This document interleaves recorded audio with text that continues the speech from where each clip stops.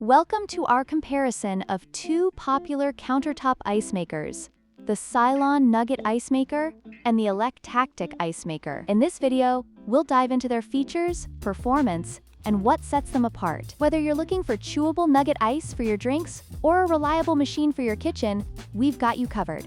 Let's get started. The Silonn Nugget Ice Maker is priced at $249, while the Electactic Ice Maker comes in at a more budget-friendly $199. This price difference may influence your decision, especially if you're looking for value without compromising on quality.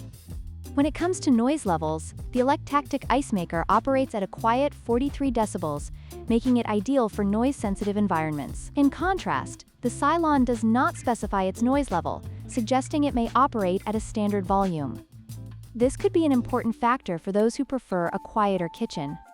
The Silonn Nugget Ice Maker features a detachable top for easy cleaning and an automatic self-cleaning mode, making maintenance a breeze. On the other hand, the Electactic Ice Maker also has a self-cleaning function, but it may not be as thorough due to its design. For users who prioritize maintenance, this could be a significant advantage for the Silonn.